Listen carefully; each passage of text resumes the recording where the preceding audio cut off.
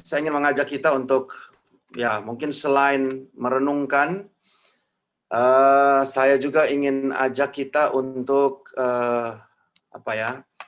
memikirkan dan untuk belajar bersama tentang satu topik yang berjudul X, Y, Z in Evangelism.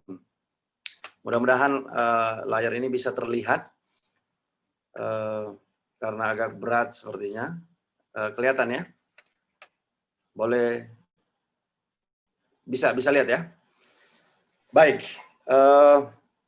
Sore ini kita akan belajar pada hari Sabat ini. Saya tahu bahwa teman-teman banyak yang senang di dalam pelayanan gereja nih, di dalam Bible study bahkan. Saya tahu juga banyak yang tokoh-tokoh yang memang terlibat secara aktif di dalam kepengurusan, baik itu pelayanan-pelayanan evangelism seperti Youth in Christ dan juga yang lain-lainnya. Kali ini saya ingin mengajak kita untuk boleh melihat sedikit perpaduan antara apa yang menjadi realita dalam kehidupan kita saat ini dengan apa yang firman Tuhan sampaikan.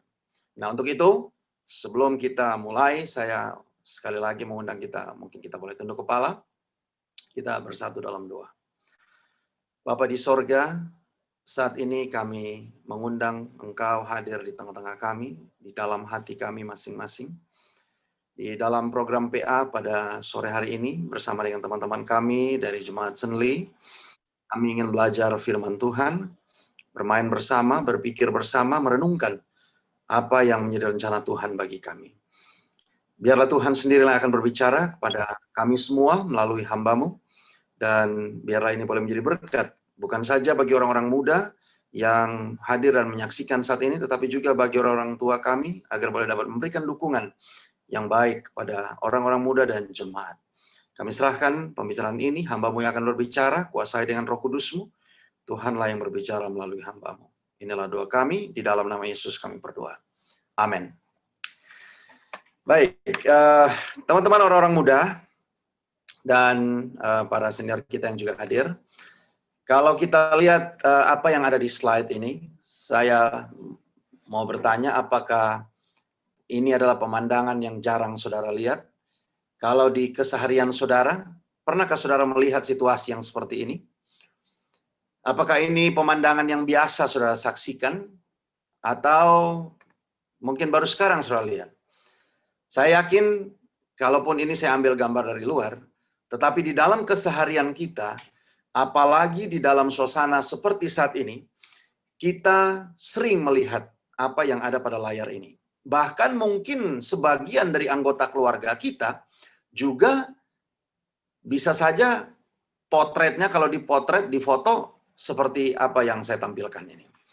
Nah, inilah gambaran dari kehidupan kita saat ini, di mana kita hidup, beraktivitas, berkarya, bahkan sampai melayani pun juga.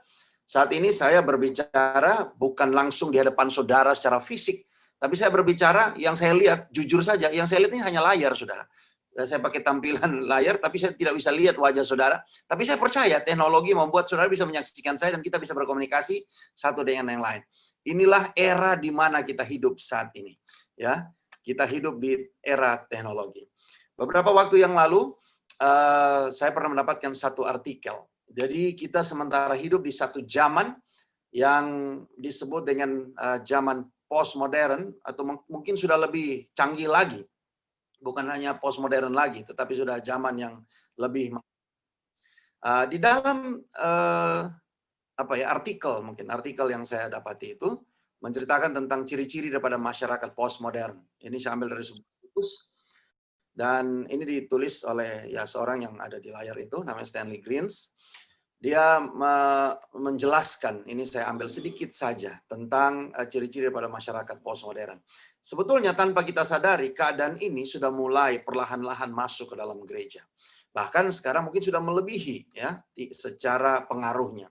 Jadi ciri-ciri pada masyarakat postmodern ini, mereka suka hidup dalam kelompok-kelompok sosial.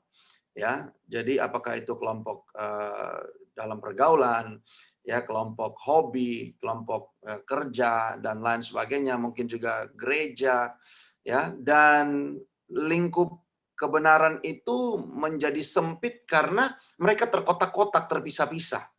Jadi apa yang dibuat oleh satu kelompok ini kalau dirasa itu bisa diterima oleh semua, ya itulah, ya kita terimalah, ya. Masyarakat jadi terpecah-pecah.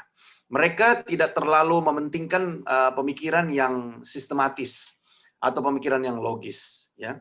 Jadi mereka mengkombinasikan antara sistem-sistem kepercayaan. Jadi mana yang menurut mereka rasa nyaman? Ya saya anggota gereja Advent, tapi saat nanti saya harus berbaur dengan teman-teman saya, ya bolehlah toleransinya bisa begini, dipadukanlah faham dunia, isme atau ajaran-ajaran dari yang lain. Ya kadang-kadang seperti itu. Ya, ini sudah mulai masuk ke dalam gereja sedikit demi sedikit. Jadi tidak heran kalau kita dapati bahwa ada saja orang-orang Kristen yang dalam tanda kutip orang Kristen postmodern, mereka bisa percaya kepada doktrin-doktrin gereja, tapi di saat yang sama mereka juga percaya kepada ajaran-ajaran non-Kristen. Ya, di sini disebut reinkarnasi atau juga yang lain-lainnya. Jadi seperti itu. Bagi mereka masalah keyakinan atau kepercayaan itu adalah masalah konteks sosial. Jadi kalau satu kelompok merasa nyaman dengan begini, ya udah, lu percaya, lu jalanin, ya udah saya begini. Jadi kebenaran itu bervariasi, benar menurut dia, benar menurut si A, si B, dan mungkin benar menurut saya. Tidak ada satu kebenaran yang hakiki. Apa yang benar untuk kami, mungkin saja salah bagi Anda. Nah, inilah keadaan kita di mana kita hidup saat ini. Jadi kalau kita tidak memperhatikannya benar-benar, maka tanpa disadari perlahan-lahan keadaan ini akan masuk ke dalam gereja dan akan mempengaruhi pola pikir orang muda, cara bergaul, cara mengambil keputusan, dan lain sebagainya. Bahkan bisa masuk juga dalam konsep-konsep pelayanan. Kalau ini tidak diperhatikan betul-betul, maka ini akan membahayakan. Anak-anak muda bisa berdalih bahwa, kuno, orang tua mah udah kuno. Sekarang gerejanya begini, sekarang begini, konsepnya yang kita yakini begini, dan lain sebagainya. Di satu sisi, adalah hal yang baik bila mana kita bisa menyesuaikan diri kita dengan perkembangan zaman.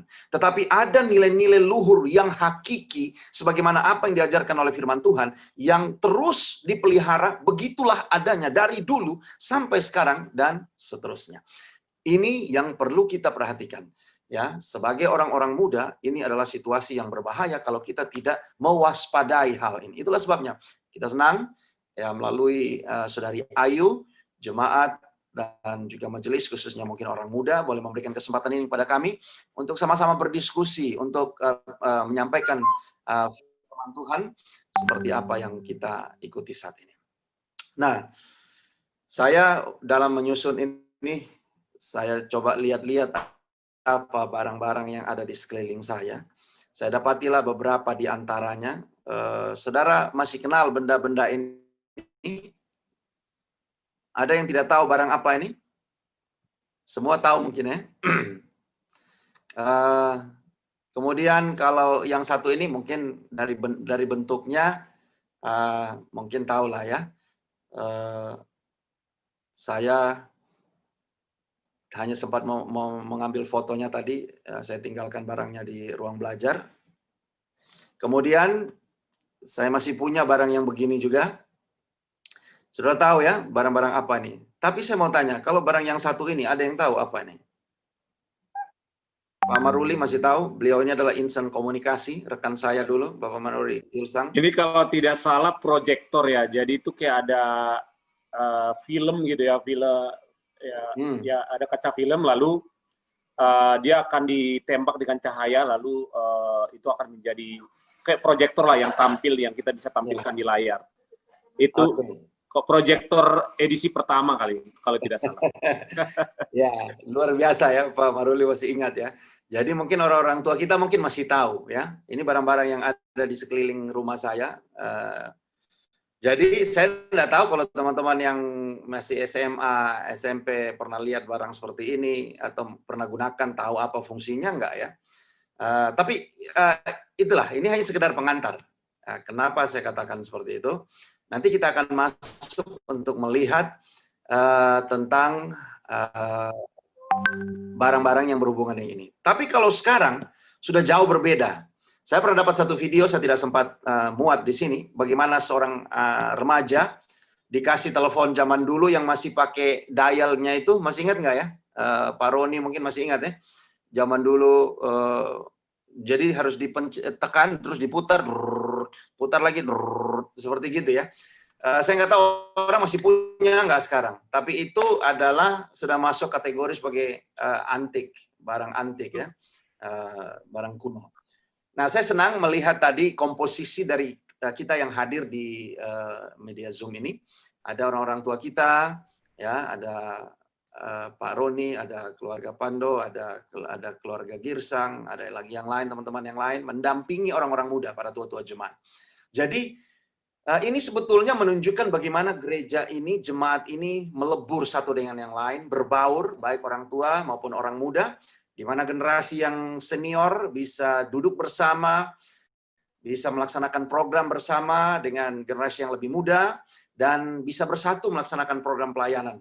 Dan ini adalah satu keadaan yang ideal, yang mungkin sudah langka, sudah jarang di zaman sekarang ini. Kita senang Cemli masih seperti itu ya, kekeluargaannya terasa, dan ini adalah satu berkat.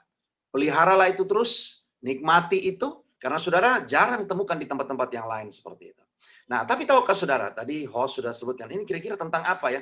Memang saya sengaja pilih pembahasan judulnya seperti itu, supaya paling tidak pikiran kita bisa bermainlah sedikit. Apa sih? Kalau judulnya langsung ketahuan, penginjilan dan orang muda.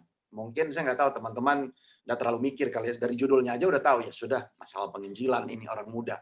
Tapi dari situ mungkin bisa membangkitkan rasa ingin tahu yang lebih seperti apa. Nah, untuk itu mari kita lihat. Ada berbagai generasi yang saya catatkan di sini. Kalau sudah lihat di internet, banyak. Ada beberapa generasi yang mengisi kehidupan kita saat ini. Ya, ada namanya generasi baby boomers. Baby boomers ini adalah mereka yang lahir di dekade setelah berakhirnya Perang Dunia Kedua. Waduh, ini udah senior ya, sangat senior. Mereka dianggap generasi yang telah memiliki segalanya, dimanjakan oleh orang tua mereka, banyak manfaat dari pendidikan tinggi yang boleh dikatakan gratis. Kenapa? Karena semua dibayar oleh orang tua, mungkin mereka juga dapat beasiswa, dan dalam kehidupan mereka, mereka memiliki hampir semuanya, ya, dan hidup di zaman di mana properti mereka bisa nikmati, ya, perumahannya relatif rendah. Dan inilah yang disebut dengan generasi yang pertama sejak awal, sejak 100 tahun terakhir ini, disebut baby boomer. Itu dari tahun 46 sampai tahun 63. Mereka yang lahir di tahun ini. Nggak usah tunjuk tangan, tapi boleh senyum-senyum sajalah. Kira-kira siapalah mereka ini. Inilah yang disebut dengan generasi baby boomer. Kemudian, ya kebetulan karena ini orang muda, saya tidak membahas lebih tua dari ini ya. Ya, yang saya bahas mungkin generasi milenial lah, yang disebut generasi milenial. Siapa mereka itu? Nah, ada generasi berikut, ini agak kurang enak kedengarannya. Sering dicap sebagai generasi pemalas, tidak mengikat dan tidak fokus. Ya, ini adalah generasi pertama yang telah mengalami perceraian dalam skala besar dan cenderung ya telah berubah karir berkali-kali. Orang tua mereka dibesarkan di era gerakan hak-hak sipil. Dan mereka ingin tetap tiarap ya Pak untuk mengubah dunia. Siapa mereka ini? Ini adalah generasi X. Ini orang-orang yang lahir dari tahun 64 sampai tahun 60. Sepertinya ini adalah generasi saya ya, dan mungkin beberapa teman-teman yang sebaya saya di sini ya, kita yang lahir dari generasi X. Inilah kita dengan ciri-ciri tadi. Ya, mungkin boleh dilihat dari kehidupan kita lah ya.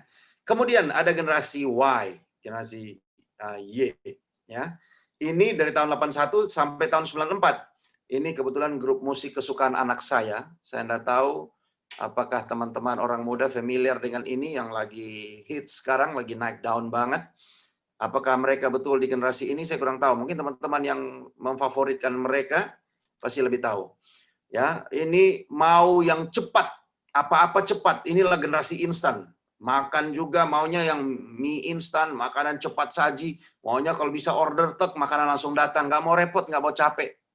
Mereka digambarkan sebagai penuntut dan realistis dalam aspirasi karir mereka. Bisa melompat-lompat karirnya dari satu kantor ke kantor berikut, dari satu kerjaan ke kerjaan berikut, hanya dalam waktu singkat. Dan sekarang kita bisa menambahkan kepada ciri ini adalah ciri yang kecanduan internet, kesepian di dalam daftar. Jadi orang-orang generasi ini sangat melek teknologi. Ya, umur-umur berapa lah mereka ini ya? 81, 91, 2001, 2011 di penghujung usia 30-an. Ya, penghujung usia 30-an. Kalau generasi ini disebut orang yang udah kecanduan internet, saya tidak tahu kalau generasi berikut seperti apa lagi. Mereka adalah generasi yang sudah berfokus pada teknologi, generasi Z, generasi iPad. Jadi umur mereka sekarang sekitar berapa? 20 tahun, ya, dari 2010. Yang terakhir lahir ya, dari 95, berarti 25 tahun lah mereka sekarang, antara 25, ya umur 20 atau 15 sampai 25 tahun. Yang melek-meleknya, bahasa kasarnya, buka mata itu sudah langsung kenal gadget, nempel sama gawai. Ya. Nah, saya pikir mungkin sudah sampai di sini saja generasi ini. Tapi ternyata ada generasi berikutnya lagi. Ini yang disebut dengan generasi alfa. Mereka tumbuh dengan gadget di tangan. Tidak bisa hidup tanpa smartphone. Mampu mengoperasikan gadget hanya dengan mengenal tombol-tombol. Inilah generasi alfa yang lahir dari tahun 2010 sampai, ya saya nggak tahu sampai kapan, yang masih sampai sekarang ini masih tergolong sebagai generasi alfa. Nah, pencetusnya ini adalah seorang yang bernama Mark McCrindle. Dia dari grup peneliti McCrindle. Seorang pertama yang membahas tentang topik generasi yang lahir di abad ke-21 dan disebut dengan Mid Generation Alpha, itu ada tulisannya dia. Dan Mark ini menuliskan bagaimana dia mengungkapkan generasi yang berikut ini dari 2010 ini dimulai dari generasi yang baru, ya, mulai dari generasi Alpha lagi. Itulah sebabnya generasi yang lahir setelah generasi Z ini akan dipanggil dengan generasi A atau Alpha. Ya, kelahiran dimulai dari 2011. Jadi generasi ini akan menjadi generasi yang paling banyak. Ya, kenapa? Karena sekitar 2,5 juta daripada generasi Alpha ini lahir setiap minggu. Saudara bayangkan, ini di dunia ya. Jadi di dunia ini 2,5 juta setiap minggu lahir. Membuat angkanya ini nanti kurang lebih di tahun 2025 itu sekitar 2 miliar. 2 dari berapa miliar penduduk bumi? Mungkin 10 atau 11. Itu adalah jumlah yang signifikan. Nah, generasi Alpha ini adalah generasi terkini yang merupakan generasi yang sangat melek sama teknologi, sangat digital. Meski diklaim mereka pintar, cerdas dalam akademis dan kreativitas, tapi anak-anak generasi Alpha ini ada yang memprediksi sih, Mark ini memprediksi bahwa mereka memiliki kecenderungan kesepian. Ya, karena jumlah saudara lebih sedikit dan lebih banyak berinteraksi melalui teknologi. Mereka lebih punya apa ya? Segala aktivitas itu hanya di gawai. Gawai ya, betul ya, gitu istilahnya ya, gadget ya. Jadi tidak ada interaksi sosial secara langsung, kurang. Tapi mereka bisa punya dunianya sendiri di dalam teknologi gadget-gadget yang mereka miliki. Jadi mereka cenderung menyendiri, individualis. Dan ciri dari generasi ini adalah tidak bisa lepas dari gadget. Dari buka mata sampai mau tidur, pegang gadget. Apakah ada yang senyum-senyum? Apakah ini menjadi pengalaman Bapak Ibu? Bukan Bapak Ibu lah ya. Teman-teman orang-orang muda yang ada di sini. Ya, renungkanlah, pikirkanlah. Mungkin Anda secara usia, Anda berada di generasi ini. Ya, mereka yang dari lahirnya itu, baru lahir, sudah ada Facebooknya, baru umur 1 bulan, 2 bulan mungkin sudah punya akun Instagram, yang fotonya tiap bulan diposting terus, tiap minggu ada di sini, bikin ini, anak saya sudah bisa ini, semuanya. Jadi sangat akrab dengan teknologi, dengan perkembangan zaman. Nah, inilah yang membuat anak di generasi Alpha ini jauh berbeda dengan kita orang-orang tua yang hidup di zaman yang lalu. Itulah sebabnya sering terjadi permasalahan. Apabila orang tua kita sendiri tidak memahami akan situasi ini, ya kadang-kadang gawai, gadget itu lebih diprioritaskan daripada nasihat orang tua, ya itulah zamannya. Nah, ini yang kita harus waspada. Bagaimana cara mendekati anak-anak kita? Ini adalah usia-usia baptisan. Mereka adalah usia-usia yang rawan terhadap ajaran-ajaran yang masuk. Tapi dari sinilah kalau kita mau membentuk seseorang, ya, ini acara kelas kemajuan di jemaat kami. Beginilah keadaan kelas kemajuan saat ini di jemaat kami, dan seperti yang kita saksikan saat ini juga di jemaat Zenli, ya, kita mengikuti ibadah seperti ini bukan karena zaman saja, tapi oleh karena corona, ya.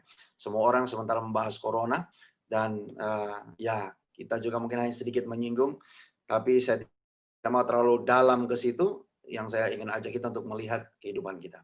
Jadi kita yang hidup di era generasi Z ini, banyak anak yang cerdas, tapi tidak punya empati kepada sesama. Tidak bisa bersosialisasi dengan teman sebayanya. Personal growth mencatat bahwa 4 dari 5 anak yang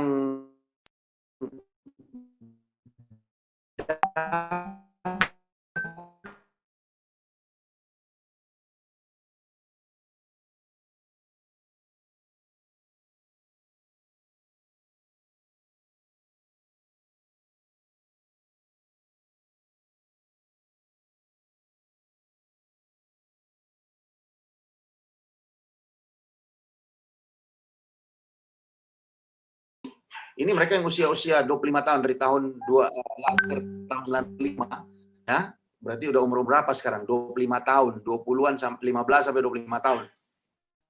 Mereka yang tidak suka bermain, maka mereka kecenderungan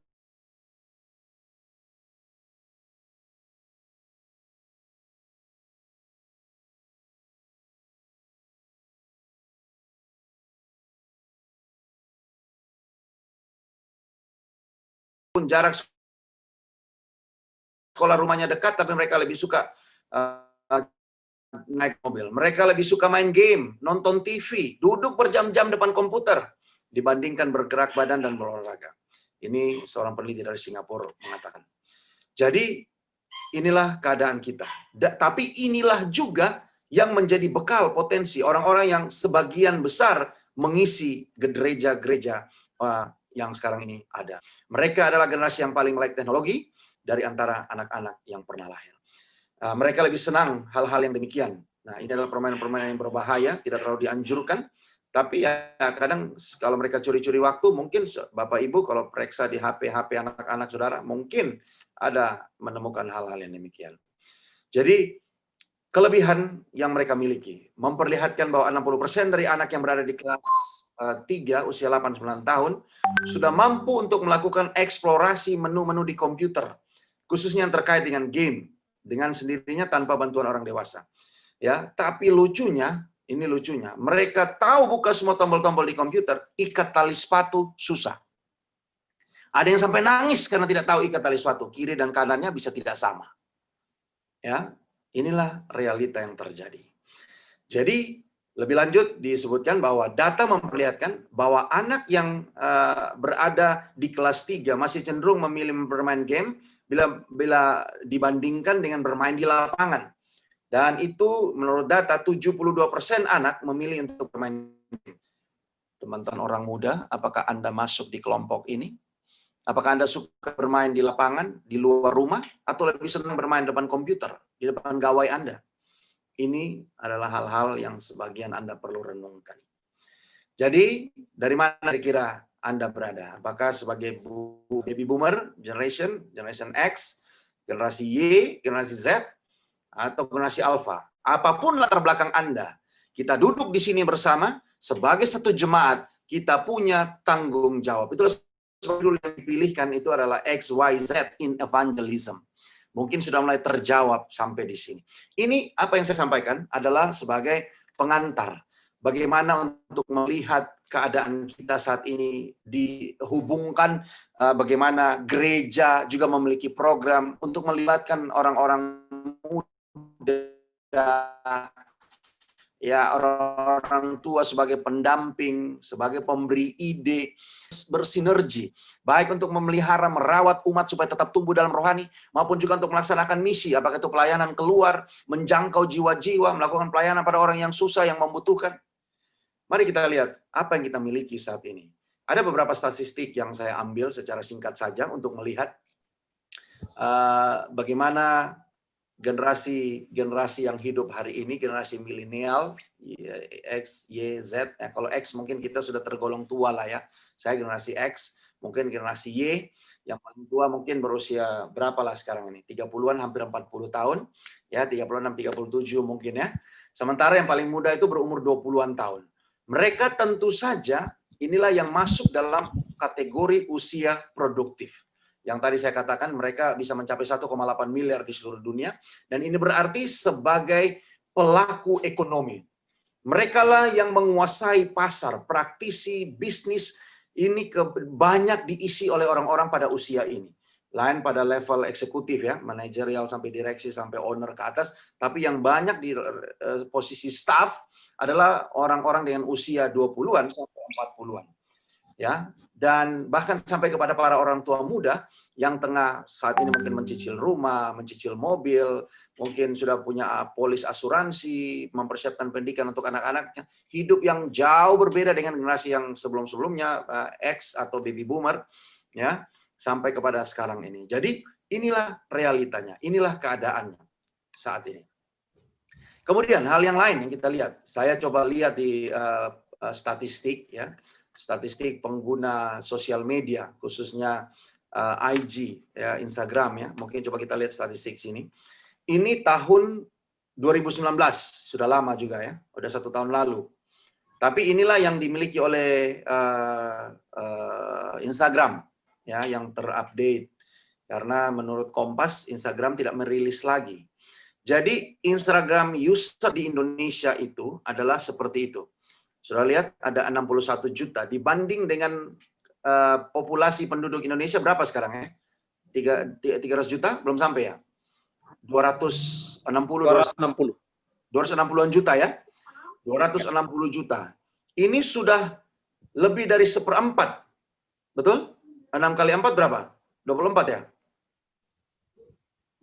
Nah, jadi sekitar ya 27, 28, di bawah 30% lah, ya di pengguna hanya Instagram saja ini, belum yang lain. Tapi ini diklaim sebagai yang paling banyak. Ya, beberapa tahun lalu Facebook yang lebih mendominasi sebelum Instagram muncul. Tapi teman-teman lihat di situ statistik, penggunanya itu dari usia 18 sampai usia 34 tahun. Cocok dengan apa yang saya sebutkan tadi, ya. Itulah pengguna, lihat dia punya grafik. Jedanya itu jomplang banget, ya, jauh sekali.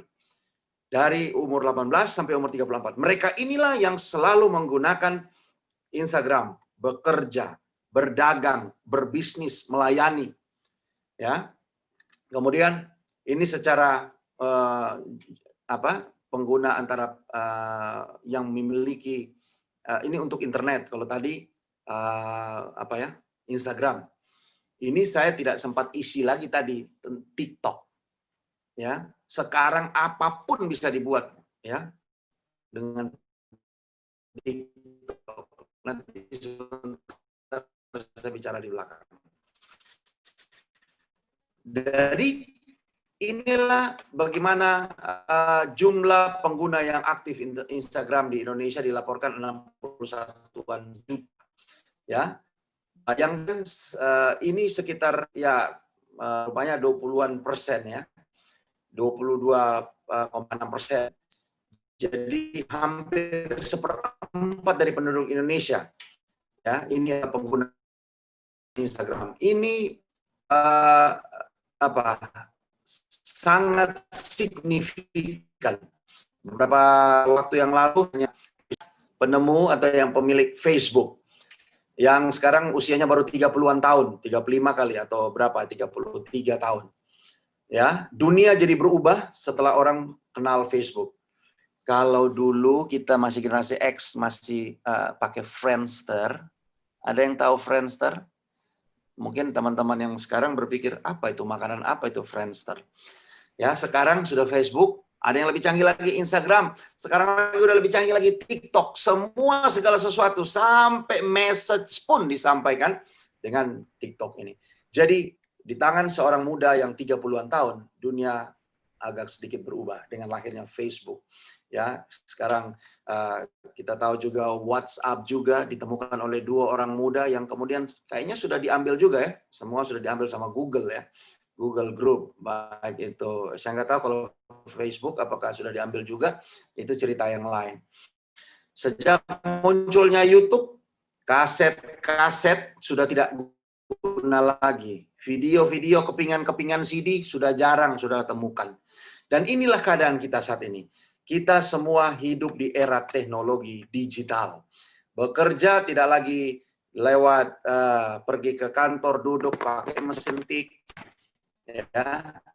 Tapi sekarang sudah lewat teknologi dengan apa yang ada di tangan kita, semua memang dunia ini sudah mulai berubah. Sudah sangat drastis, jauh sekali berubah. Generasi X, kita beruntung. Siapa yang generasi X ini saya pikir masih cukup banyak. Kita masih kenal apa itu mesin tik. Makanya tadi Pak Maruli kali atau siapa tadi masih tahu itu proyektor.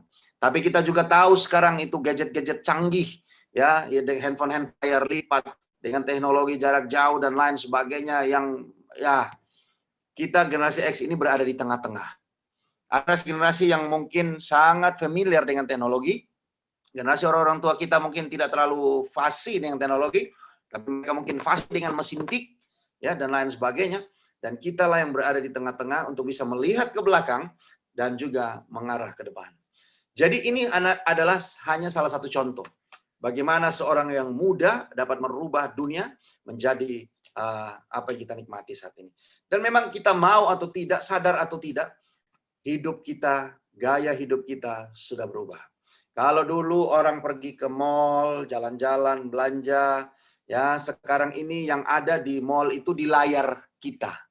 Inilah merek-merek yang ada yang saudara sering. Apakah banyak dari antara kita sering mengklik tombol ini? Ya, saya tahu pasti orang-orang muda banyak yang di aplikasinya di layar handphonenya punya aplikasi-aplikasi ini. Dan kita tidak usah heran, inilah zaman di mana kita hidup saat ini. Ya, dan kita masuk sekarang. Kalau itu keadaannya, bagaimana dengan kita? Kita sekarang bergereja juga dari rumah, bekerja dari rumah, belanja dari rumah.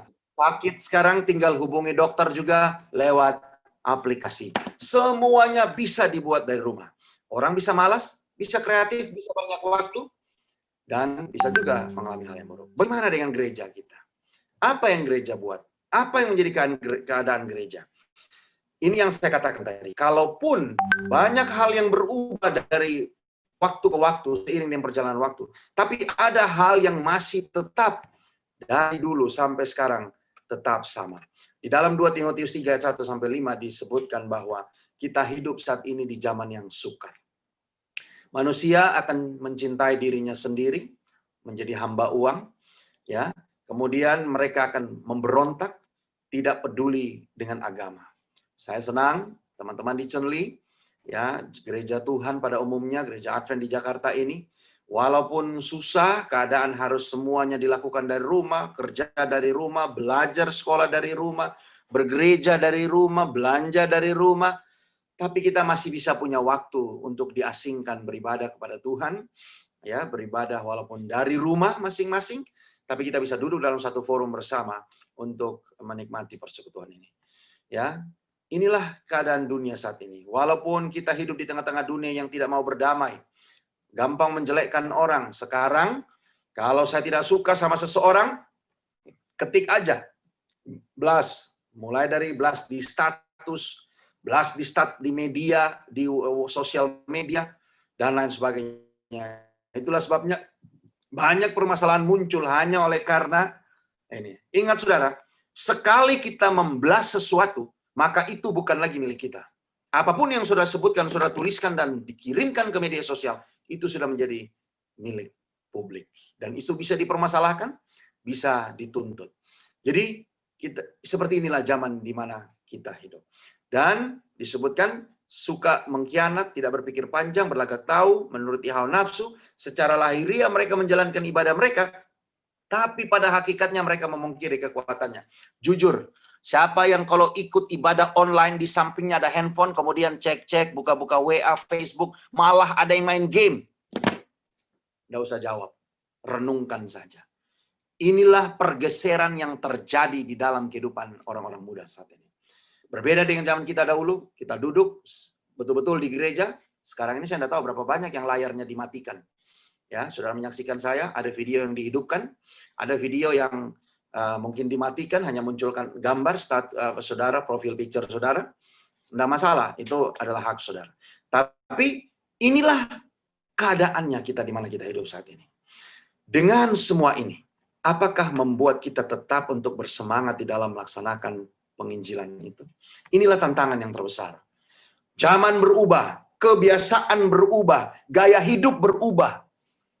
Apakah semua juga berubah? Cara kita bergereja juga berubah, berkhotbah juga berubah sekarang lewat gadget.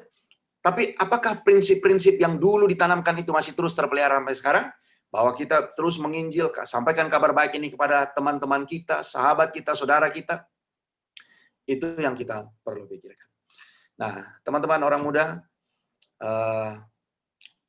saya pilihkan ayat intinya, mungkin sudah disampaikan oleh Saudari Ayu. Di dalam 1 Timotius 4 ayat 12 disebutkan bahwa jangan seorang pun menganggap engkau rendah karena engkau muda. Jadilah teladan bagi orang-orang percaya dalam apa? Dalam perkataan, dalam tingkah laku, dalam kasih, dalam kesetiaan, dan dalam kesucian. Jadi, inilah yang saya mau supaya kita sebagai orang-orang muda boleh miliki. Dengan kita mengetahui banyak, ingat, kita juga dituntut banyak. Apa yang saudara miliki di tangan saudara? Untuk apa itu semua? Apakah saudara hanya gunakan untuk kepuasan diri saudara? Belanja online, update status, kemudian kirim kabar, berita, foto, lagi ada di mana, kemudian kirim, oh lagi makan di sini, lagi ngumpul di sini. Apakah hanya sampai seperti itu? Pernahkah terpikir dalam benak saudara, apa yang saudara bisa buat dengan gadget yang ada di tangan saudara? Ini menjadi tantangan untuk kita saat ini.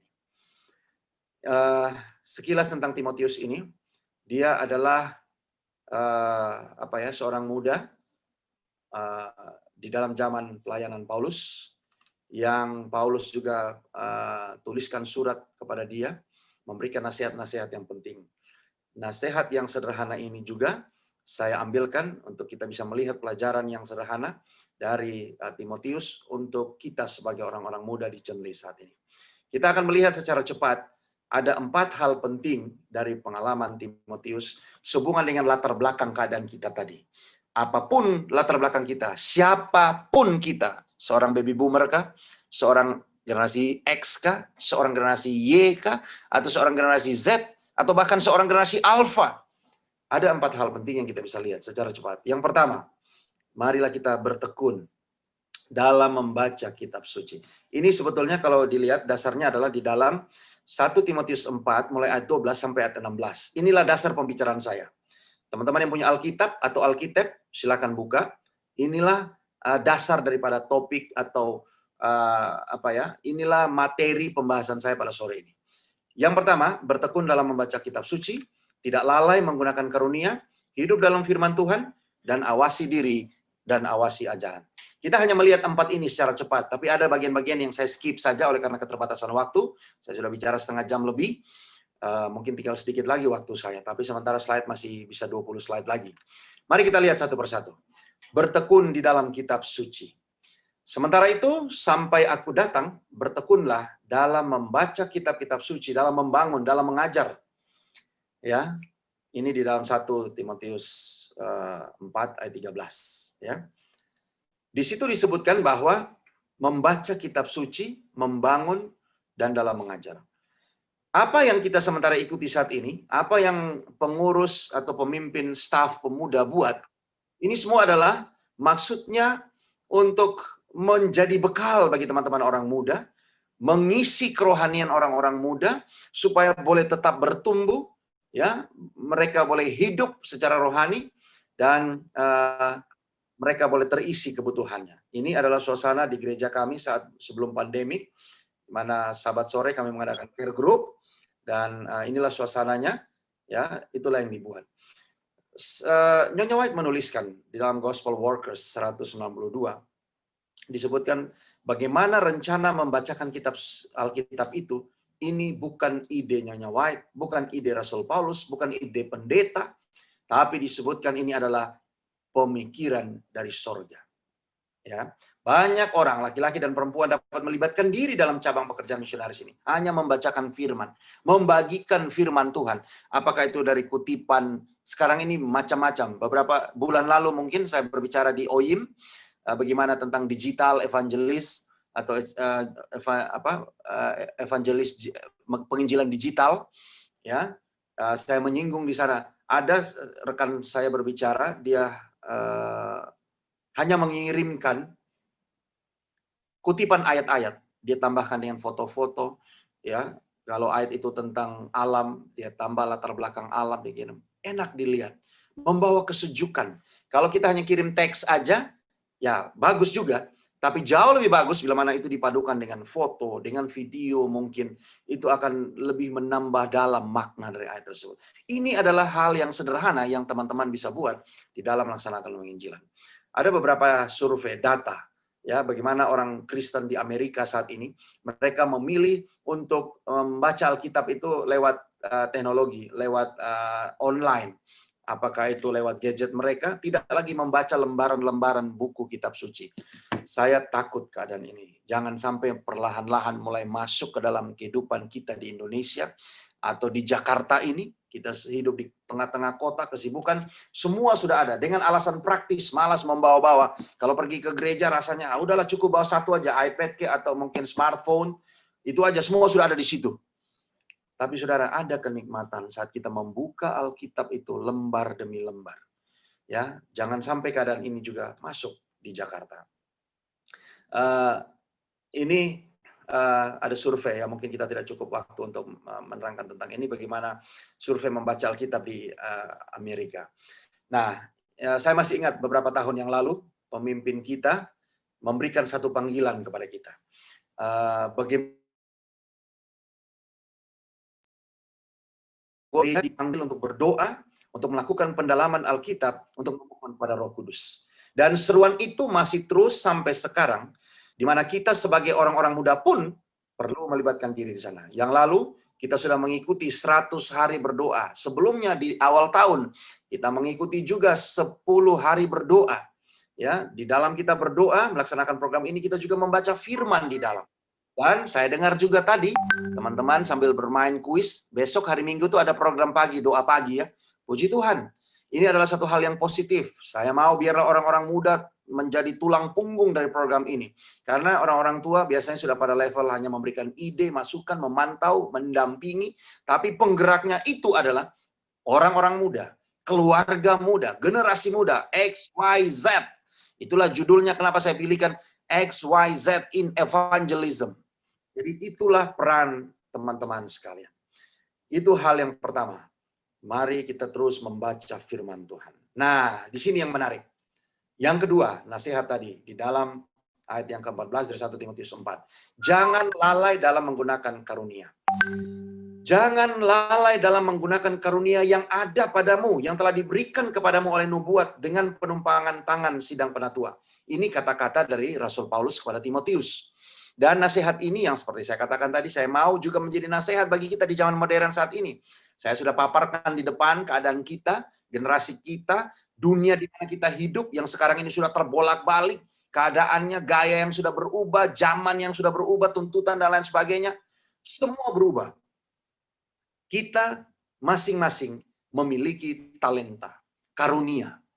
Pertanyaannya, apa yang saya sudah buat dengan karunia yang Tuhan berikan kepada saya? Sebagai digunakan untuk apakah talenta yang Tuhan karuniakan kepada saya? Ini menjadi pertanyaan untuk teman-teman sekalian renungkan. Saya membaca lagi dari tulisan Roh Nubuat. Disebutkan di dalam tulisan Nyonya White, Review and Herald 1 Maret 1887, disebutkan demikian.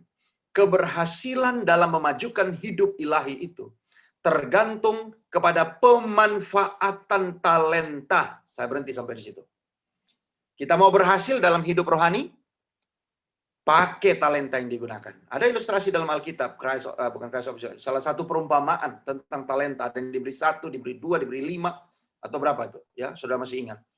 Ada yang memperbanyak talentanya, ada yang hanya dikuburkan dalam tanah. Jangan sampai kita hanya menguburkan talenta kita. Tergantung kepada pemanfaatan talenta. Itulah yang akan menentukan keberhasilan dalam kehidupan rohani kita. Upah mereka pada masa depan akan menjadi seimbang dengan integritas dan kesungguh-sungguhan sewaktu melayani Tuhannya. Saudara, saya mau tekankan kepada saudara. Maksud Tuhan memberikan talenta ini, kemampuan untuk berkarya. Apapun, bahkan kepada hal yang sangat kecil. Mungkin saudara hanya mahir di bidang teknologi, bisa mendesain, apakah itu misalnya video, membuat foto-foto atau audio. Apa yang saudara bisa buat? Mungkin hanya itu. Padukan dengan talenta yang lain. Mungkin ada yang memiliki talenta yang mungkin kamera face, seorang yang friendly dengan kamera, sanggup berbicara depan kamera, mungkin bisa membuat renungan-renungan, bisa membuat pelajaran-pelajaran Alkitab dan banyak hal. Ya, ini sekedar hanya ide-ide saja. Gereja saya tidak sempat lihat di Chenli. Saya kasih contoh apa yang gereja kami buat. Ya, di channel YouTube kami boleh dilihat di sana. Setiap Sabat selalu diupdate. Bagaimana ada juga di sana Operation Global Rain yang kita buat di tahun Januari 2020 ini. Kemudian ada juga Injil dalam 3 menit. Ya, sampai kepada bagaimana perayaan tahun baru yang lalu. Semua ini adalah dibuat oleh orang-orang muda. Karena orang-orang muda kebetulan di jemaat saya walaupun sedikit, tapi mereka suka dengan yang berbau-bau seperti ini, broadcast, teknologi, ya dan lain sebagainya. Dan saya yakin di jemaat Chenli juga, ya saya tahu ada orang bertalenta seperti saudara Daniel Sibuya, dia selalu ada di mana-mana, ada di Hope Channel, ada di choir di mana, bisa melayani di sini dengan suara yang bagus dan lain sebagainya. Bisa dipadukan, bikin lagu-lagu, bikin pelayanan-pelayanan publish. Mungkin sudah ada, saya yang tidak sempat cari ya. Tapi ini adalah contoh-contoh kecil apa yang jemaat kami buat dan saya yakin saudara juga bisa buat. Ya, kalau masuk kepada jejaring sosial kami apakah Instagram ataupun Facebook. Sekarang ini tiap Sabat kami selalu live di Facebook ya, ibadahnya mungkin sama juga dengan teman-teman, live di YouTube ya, dan itulah yang bisa dibuat dan teman-teman juga bisa melakukan hal yang sama. Nah, lebih lanjut. Saya sebetulnya sebelum sampai di sini, saya ingat teman-teman yang generasi Alpha, generasi Z, yang akrab dengan TikTok. Pada umumnya TikTok itu hanya digunakan untuk yang lucu-lucu, ya goyang-goyang, tari-tarian, dan lain sebagainya. Saya tidak ketemu itu, tapi saya pernah dengar seorang pendeta di Amerika dengan gaya urakan dia, rambut gondrong, pakai t-shirt, tapi sudah tahu, dia bikin pelayanan lewat TikTok. Dia bawa, dia punya nasihat-nasihat itu lewat TikTok. Kan simpel itu, video-video di TikTok itu berapa lama sih? Berapa? 1 menit? Mungkin tidak sampai juga 1 menit. Mungkin 1-2 menit maksimum. Tapi tahukah teman-teman, dalam 2 menit itu dia bisa rangkai itu poin-poin penting dalam Alkitab, dia share, dia bagikan. Dan followernya, sudah tahu, ratusan ribu. Seorang pendeta yang urakan, cuek, pendeta Advent. Pakai t-shirt, tapi dia pakai TikTok media untuk mengabarkan Injil. Pernah kepikirkah sama teman-teman? TikTok sekarang adalah pengguna, maksud saya software atau apa itu disebut sebagai apa dia? Aplikasi yang paling banyak diminati saat ini, khususnya oleh generasi Alpha ini. Teman-teman orang muda sekalian, jangan pernah berpikir bahwa saya tidak punya talenta, saya tidak orangnya mungkin kurang rohani. Apapun yang teman-teman miliki, mungkin kemampuan yang sederhana, semua bisa digunakan. Ini di sini ada satu hal yang ditekankan oleh Pastor Ted Wilson. Dia sebutkan bahwa Tuhan mempunyai satu kerinduan. Tuhan inginkan agar umat-umatnya tetap berdiri setia, ya. Tapi kita juga harus melakukannya, program penginjilan ini, pelayanan ini bersama-sama. Tugas penginjilan bukan hanya tugas tua-tua jemaat. Tugas pelayanan bukan hanya tugas pendeta. Tapi kita semua dengan apa yang kita miliki. Kebetulan saya di gereja saya, saya lebih banyak menggunakan teknologi. Jadi tiap Sabat bacaan persembahan pun kami videokan, bukan videokan, maksudnya kami bikin dalam bentuk video. Saya mungkin waktu tidak cukup, saya bisa tayangkan di sini. Nantilah sebentar kapan. Lagu-lagu sudah dalam bentuk video semua, kesaksian sudah dalam bentuk video semua, semuanya hanya tinggal di play. Saya kadang-kadang berpikir apa memang sudah seperti ini ya. Feelingnya kadang-kadang sudah tidak dapat, tapi ya itulah keadaan kita saat ini. Kita berada pada generasi yang seperti ini. Pendeta Ted Wilson katakan, dia ingin agar jemaat tetap setia, bekerja bersama dalam penginjilan. Tua dan muda, segenap talenta, kemampuan, tenaga diberikan. Dan ingat itu program salah satu yang dicanangkan TMI, Total Member Involvement. Getting every church member involved in evangelism and in witnessing. Lihat ini, pesan ini masih sama dari beberapa tahun lalu. Dan sampai dengan saat ini, bagaimana kita semua dapat terlibat di dalam penginjilan pelayanan. Sudahkah teman-teman orang muda aktif terlibat dalam pelayanan, dalam penginjilan? Ataukah lebih senang kepada hal-hal yang begini, fun-funnya saja? Tidak apa-apa, bisa. Kita bisa buat pelayanan di gereja itu fun, menyenangkan. Hanya perlu seorang orkestrator untuk bisa memadukan. Satu di sini suka untuk bermain gadget, satu di sini punya kemampuan skill untuk mengedit video, satu di sini mungkin punya kemampuan untuk berbicara depan kamera, yang satu di sini bisa kemampuan untuk menulis. Padukan semua itu bisa menjadi satu karya, bisa menjadi sesuatu yang dapat bermanfaat dalam penginjilan. Itu poin yang kedua. Waktu berjalan terus, maaf sudah mau sampai 1 jam. Yang ketiga, hiduplah dalam firman Tuhan. Jadi, sebagaimana yang saya sampaikan tadi, baca firman Tuhan, pergunakan karunia, talenta yang dimiliki, perdalam ilmu, belajar, ya. Semua itu bisa membuat teman-teman hidupnya tetap fun, kebutuhan rohani tetap ada, ya. Kemudian apa yang saudara buat, hasil karya saudara itu bisa menjadi berkat bagi orang lain. Who knows? Ya, banyak yang kita bisa buat.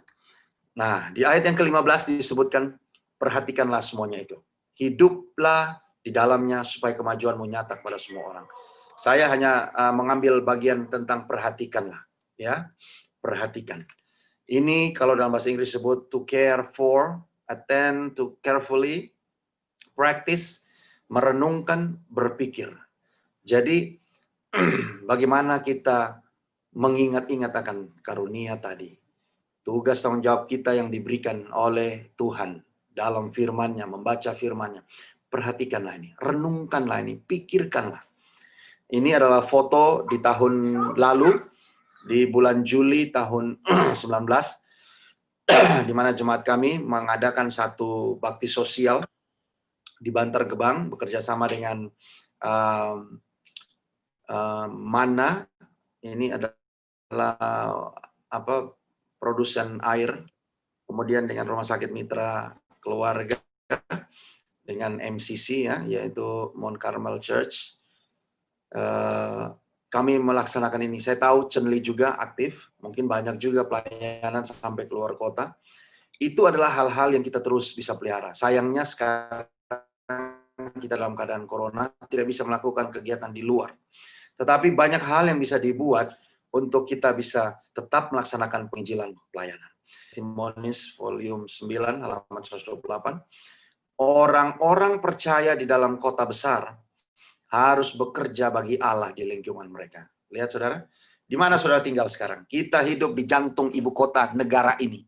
Kita berada, saudara persis berada di tengah-tengah, di pancoran gereja saudara, walaupun rumah di mana-mana. Saudara gerejanya berada di pusat, di tengah-tengah, mungkin di selatan ya, tapi artinya berada di jantung ibu kota.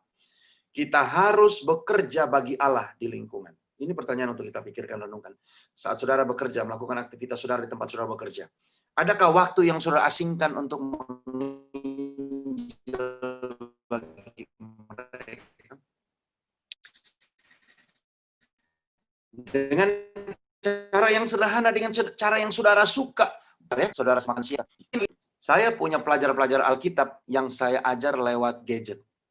ya, ada yang di Papua, ada yang di Kalimantan, ada yang di Jawa ini, ada yang di Sulawesi, ya. Setiap Senin malam saya memiliki Bible study khusus buat non-Advent yang memang hanya belajar Alkitab, ya. Setiap Selasa kami ada care group, setiap malam Minggu saya bersama-sama dengan teman-teman dari luar kota juga, ada yang dari Riau, Pekanbaru.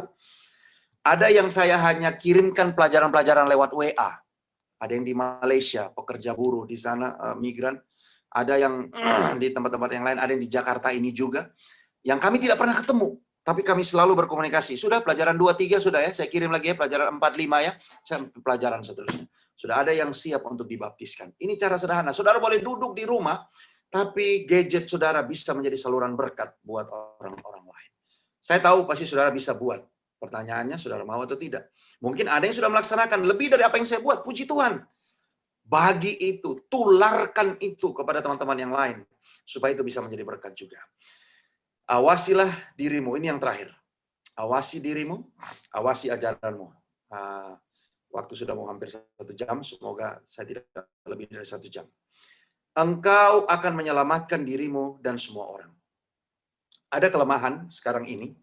Dengan teknologi yang mudah, orang bisa mendapat berbagai sumber dari mana saja. Kalau kita tidak berhati-hati, sekarang ini website banyak juga orang yang mengecam tulisan-tulisan Nyonya White. Ada organisasi-organisasi, saya kaget mendengar. Jadi, teman-teman mungkin boleh lihat. Namanya adalah Seven Gay Adventist. Itu ada. Kalau kita salah-salah klik, bahaya kita. Bukan hanya diplesetin, memang mereka itu kelompoknya begitu. Ya, saya belum melihat seterusnya seperti apa. Tapi ada yang kerjanya memang hanya mengcounter ajaran-ajaran kita. Ada yang kerjanya memang hanya mencari kelemahan-kelemahan, ya, kemudian mengkritisi dan lain sebagainya. Kalau kita salah-salah melihat masuk pada situs-situs itu, hati-hati. Itulah kenapa saya selalu gunakan ilustrasi pendeta misa. Racun itu biasanya hanya sedikit sekali kadarnya kalau kita mau kasih kepada, contohnya mungkin racun tikus lah. Tidak mungkin racun tikus itu sampai 50% daripada seluruh kadarnya. Jadi dari 100% makanan itu, racun tikus itu mungkin hanya ya 5%, 10%. Sehingga tikus masih bisa mencium itu sebagai makanan. Pada waktu dia makan, matilah dia. Saudara, ajaran-ajaran yang sesat, yang miring, yang tidak sesuai, itu biasanya sedikit. Dia masuk dulu baru dia pelintir di dalam. Kalau kita tidak mengawasi diri kita, mengawasi ajaran kita. Makanya nasihat Paulus kepada Timotius di sini juga menjadi nasihat bagi kita, awasi diri kita, awasi ajaran kita. Ini adalah tugas dari orang-orang tua. Terima kasih Bapak-bapak, orang-orang tua kita, para anggota majelis, mendukung selalu dalam program orang muda. Ini adalah hal yang baik yang saya katakan tadi di awal. Sinergi yang baik antara orang tua dan orang muda. Dengan kita melakukan ini, kita akan menyelamatkan diri kita dan semua orang. Nah, kembali kutipan Roh Nubuat. Beberapa slide terakhir. Disebutkan, Kristuslah menjadi teladan kita. Dia senantiasa pergi keluar melakukan kebaikan di Ka'bah, di pasar dan di pertukangan, dia di tepi pantai dan di perbukitan, dia mengkhotbahkan Injil, menyembuhkan orang sakit. Hidupnya merupakan satu pelayanan yang tidak mementingkan diri. Itulah yang menjadi buku pelajaran bagi kita. Dan teladan inilah yang saya juga mau boleh menjadi bagian kita orang-orang muda. Di kantor, di rumah, di tempat saudara bergaul, di mall, di pasar, di mana saja. Di jejaring sosial saudara, ya, gunakan itu. Itu semua adalah komunitas, teman-teman. Itu adalah wadah di mana teman-teman dapat gunakan. Coba dipikirkan, apa yang kira-kira bisa dibuat, baik secara jemaat ataupun secara departemen orang muda. Apa yang teman-teman bisa buat untuk bisa melayani? Ya, itu ide-ide yang saya bikin tadi itu belum seberapa. Masih banyak hal-hal lain yang dapat dibuat. Saya punya obsesi untuk bagaimana membuat TikTok ini bisa menjadi sarana penginjilan. Bagaimana dengan video-video pendek tapi ada pesan-pesan yang mendalam tentang firman Tuhan di dalamnya. Semua ini bisa dibuat, hanya perlu kemauan, keinginan, dan juga ide-ide dari teman-teman orang muda. Bagaimana pasar jalan raya, kota tepi pantai dalam konteks modern saat ini kita terjemahkan ke dalam keadaan kita. Semua itu adalah tempat di mana kita bisa membagikan kabar sukacita ini. Saya ulangi lagi di dalam ayat inti kita tadi. Di dalam 1 Timotius 4 ayat 12 disebutkan, jangan seorang pun menganggap engkau rendah karena engkau muda. Jadilah teladan bagi orang-orang percaya dalam perkataanmu, dalam tingkah lakumu, dalam kasihmu, dalam kesetiaanmu, dan dalam kesucianmu. Ingat, kita harus jaga marwah ini. Kita harus jaga jati diri kita. Sebagai orang muda, kalaupun kita sering terekspos dengan dunia luar, tapi biarlah kita tetap mempunyai prinsip dalam kehidupan rohani kita. Sehingga kita tidak mudah dipengaruhi. Ajaran-ajaran yang lain, pengaruh-pengaruh dunia ini tidak mudah untuk mempengaruhi kita, menarik kita keluar dari gereja dan pergi kepada dunia. Nasihat Paulus kepada Timotius, jadilah teladan. Biarlah kita boleh menjadi teladan dalam apa? Perkataan kita. Di dalam slide berikut disebutkan, teladan dalam perkataan. Ini saya lihat secara cepat saja. Kalau dari arti teknis, teladan ini adalah pola yang disesuaikan kepada satu hal yang harus dibuat. Kalau dari sisi etika, maka teladan itu adalah satu contoh yang beralasan. Ini adalah satu pola peringatan. Dan kalau dari yang lain, satu contoh yang perlu ditiru dari seorang yang patut dicontoh. Dan kalau dari sisi doktrin, teladan itu ya adalah seseorang atau sesuatu dengan alasan sebagai tanda masa depan dari suatu hal atau seseorang. Ya, ini adalah hubungan dengan Yesus Kristus sendiri. Jadi ini yang menjadi hal yang paling penting. Bagaimana X, Y, Z ini bisa terlibat di dalam penginjilan? Siapkan diri kita sendiri. Kalau kita sudah siap, pergunakan talenta yang ada itu, bekali diri kita, biarlah itu boleh menjadi sesuatu yang bermanfaat. Sebelum kita menuju kepada hal itu, biarlah kita perhatikan. Biarlah kita boleh menyiapkan diri kita. Kita boleh menjadi teladan dalam perkataan kita. Kalau kata-kata kita sudah sesuai, sudah bisa menjadi contoh, mari kita masuk kepada tahapan yang berikut. Biarlah tingkah laku kita juga boleh sesuai dengan firman Tuhan. Dan kalau kita punya perkataan sudah sesuai, tingkah laku kita sudah sesuai, mungkin kita masih bergumul ya di dalam menunjukkan kasih kita. Berdoalah kepada Tuhan supaya kita boleh menjadi teladan di dalam perkataan, dalam tingkah laku, dalam berbuat kasih, menolong orang. Dan kalau kita sudah miliki semua ini, biarlah kita juga boleh menunjukkan kesetiaan kita kepada Tuhan, ajaran-ajarannya, pada pasangan kita, kepada hal-hal yang kita seharusnya setia. Dan biarlah kita juga boleh menjadi teladan di dalam kesucian. Sebagai orang muda, kita banyak berhadapan dengan godaan, cobaan. Tapi biarlah kita masing-masing boleh selalu menjadi teladan dalam perkataan, tingkah laku, kasih, kesetiaan, kesucian, menggunakan segenap talenta yang kita miliki, menjadi saluran berkat, sehingga generasi apapun, saudara yang datang dari generasi yang lebih tua, saudara yang masih berada di generasi alfa, biarlah kita semua boleh melaksanakan penginjilan pelayanan ini dengan baik. Sebagai kutipan yang terakhir, inilah yang akan menutup pembicaraan saya, sudah 1 jam saya berbicara. Nilai pelayanan bagi Allah diukur dengan semangat melakukannya, bukan dengan jangka waktu yang digunakan dalam pekerjaan itu. Bisa saja mungkin kita sudah lama melakukannya, tapi dengan bermalas-malasan, biasa-biasa saja, tidak maksimum, bukan. Mungkin setelah teman-teman mendengar motivasi ini, saudara jadi termotivasi, jadi lebih bersemangat. Oke, mari kita buat ini. Apa kita bisa buat? Apa yang saya buat? Saya punya satu jenis pelayanan yang selalu saya lakukan tiap pagi, tiap hari. Tanpa terasa sudah bertahun-tahun saya lewati, dan ternyata menjadi satu bagian dari hidup saya. Rasanya ada yang kurang kalau saya tidak buat itu. Dan saya ingin juga supaya teman-teman yang lain juga bisa melakukannya. Kalau kita melakukannya, saya percaya sisanya Tuhan akan beserta dengan kita. Langkah pertama memang susah. Langkah pertama itu membutuhkan energi yang ekstra. Tapi saat kita maju, ingat seperti Musa. Waktu dia hanya berpikir-pikir, laut itu tidak terbelah. Tapi saat dia melangkahkan kakinya di langkah yang pertama, Roh Nubuat menuliskan, disitulah terbelah laut merah itu. Dan bangsa Israel bisa menyeberang. Saudara, langkah pertama sangat penting. Doakan kepada Tuhan, minta, Tuhan saya mau berkarya bagi Tuhan.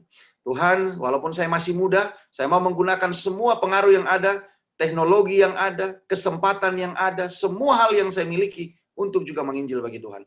Kalau teman-teman mau menginjil pada orang muda, jangan pakai gaya orang tua. Gunakan juga gaya orang muda. Dengan cara-cara orang muda. Pakai teknologi. Dengan mengaturnya sedemikian rupa. Tentu itu akan menarik bagi orang muda. Tapi kalau teman-teman mau menginjil pada orang tua, biarlah sesama orang tua dengan gaya orang tua.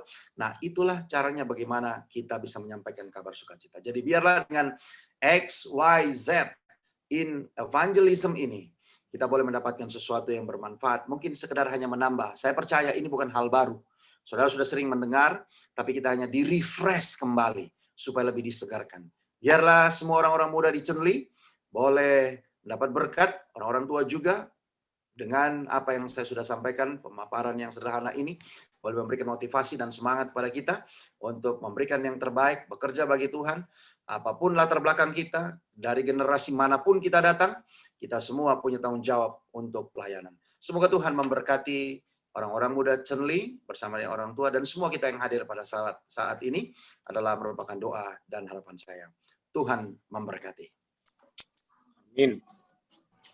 Amin.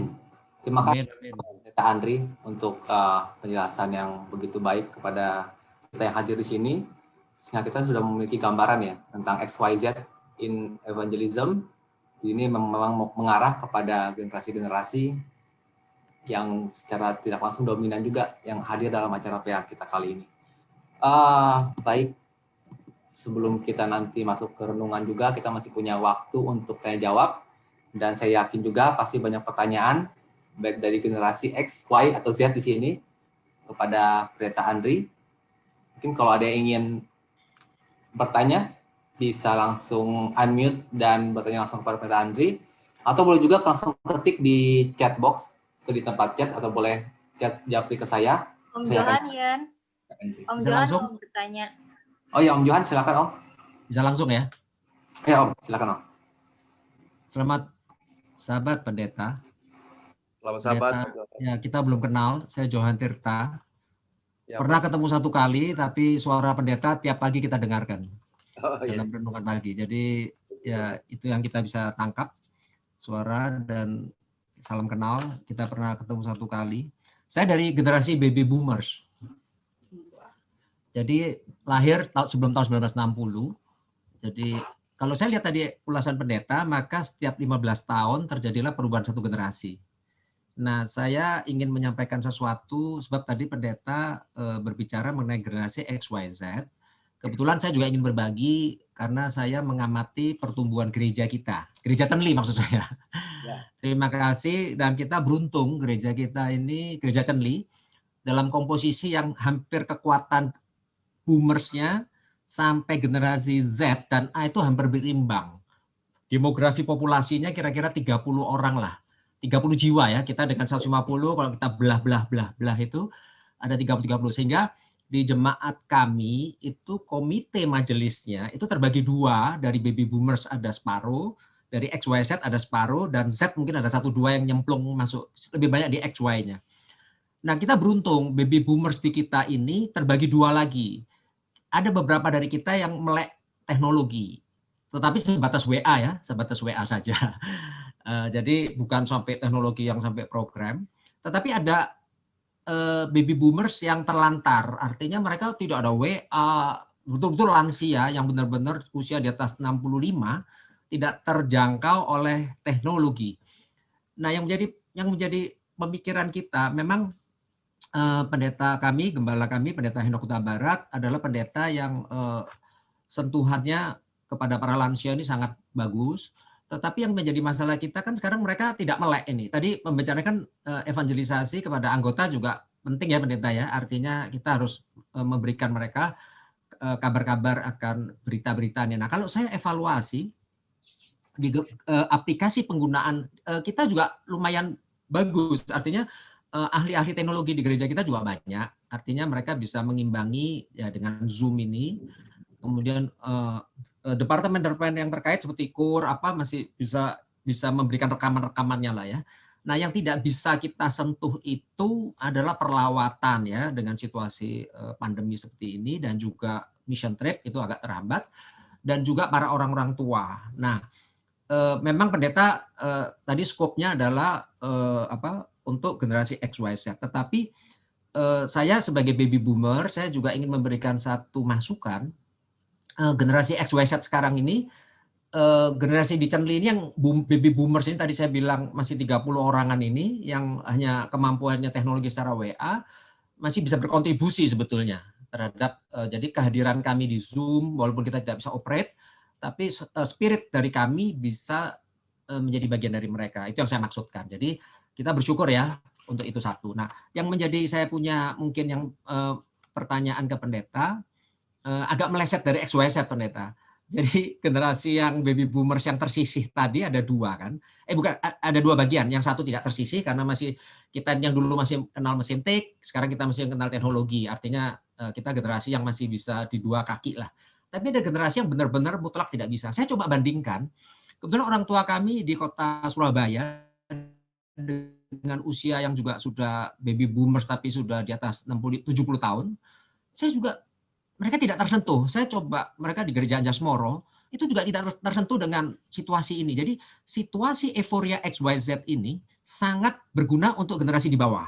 Ya, tetapi yang tua ini saya hanya khawatir dalam tanda kutip mereka itu bisa hilang, mati suri gitu loh. Jadi saya juga bingung bagaimana para gembala kita ini. Saya tidak menyerang seminar ini pendeta ya. Saya setuju dengan XYZ yang harus aktif, tetapi apakah pendeta pernah berpikir bahwa generasi yang tua yang tidak terjamah oleh gadget ini sentuhannya di mana? Karena pandemi ini akan berkepanjangan ya, berkepanjangan. Memang untuk melawat ke lokasi tidak bisa. Sedangkan berbagi telepon saja, saya juga bingung loh. Kok tidak ada yang berbagi telepon dengan para orang tua ini? Saya juga bingung sama sekali. Saya tidak bilang pendeta Henok termasuk yang bisa menyentuh itu, tapi di kota-kota saya coba berkomunikasi dengan orang tua saya, pendetanya juga tidak aware gitu loh. Jadi memang termasuk para gembala ya, saya bilang sudah mulai senang dengan acara televisi, bukan televisi acara Zoom ini, sehingga teknologi itu membawa para gembala kalau menurut saya ini melupakan generasi baby boomers yang terlantar tadi. Hanya itu aja masukan saya. Jangan sampai tadi di dalam kutipan dikatakan kita tidak diukur dengan jangka waktu, tetapi semangat. Betul, semangat. Tetapi menurut saya jangka waktu itu juga penting. Jadi sayangnya sekarang mereka kan tidak punya fasilitas. Para orang tua ini mereka tidak punya Zoom, mereka tidak punya WA, dan tidak punya apa-apa. Bahkan telepon genggam pun mereka tidak punya mungkin. Karena dalam arti cara menggunakannya tidak mengerti. Nah, apakah ada kiat-kiat khusus bagi kita? Karena kalau kita lihat kan kita tidak bisa lagi mengadakan perlawatan untuk jangka waktu setengah sampai 1 tahun ke depan katakan. Dan ini sudah berlangsung hampir setengah tahun. Apakah di gereja pendeta ada satu kiat khusus yang bisa dibagikan untuk para lansia yang terlantar tadi maksud saya? Terlantar dalam arti tidak tersentuh oleh gadget ya. Ini kan kita bicara soal teknologi pendeta. Hanya itu saja. Terima kasih pendeta, Tuhan memberkati. Amin, luar biasa. Saya senang senior kita Pak Johan. Inilah realitanya. Jadi kita tidak bisa tutup mata. Saya sangat sependapat dengan apa yang Pak Johan lihat dan amati. Ini satu kesaksian keadaan nyata yang terjadi di gereja atau bahkan mungkin saya boleh katakan di banyak gereja. Jadi ini adalah satu kenyataan yang kita tidak bisa sangkal.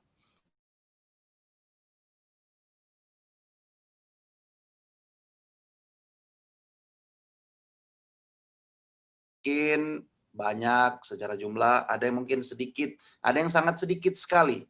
Ya, kebetulan di gereja kami mayoritas itu keluarga muda.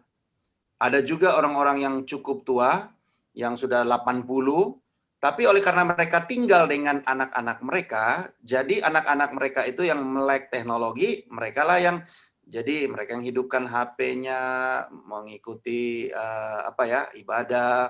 Kalau dalam perlawatan, kalau mereka takut saya lawat secara langsung, ya masih bisa paling tidak punya telepon lah gitu ya.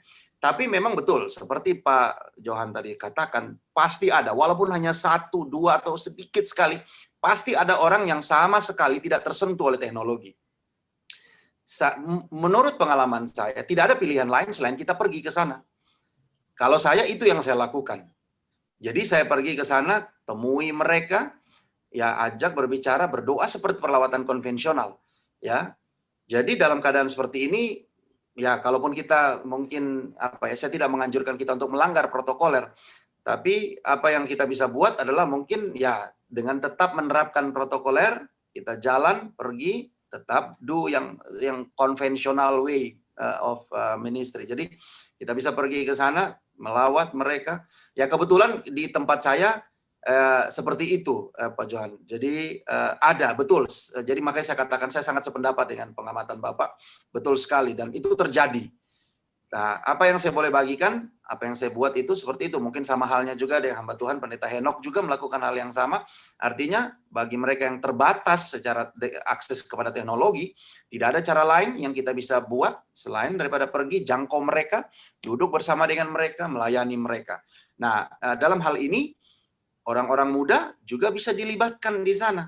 Bisa terlibat untuk pelayanan apa saja. Mungkin mereka yang sangat tua, bawakan lagu, bernyanyi, mungkin hanya sekedar membaca ayat, pendeta yang akan menerangkan dan berdoa, atau hal yang lain. Karena kita tidak bisa banyak-banyak juga, kan? Bisa melanggar protokoler.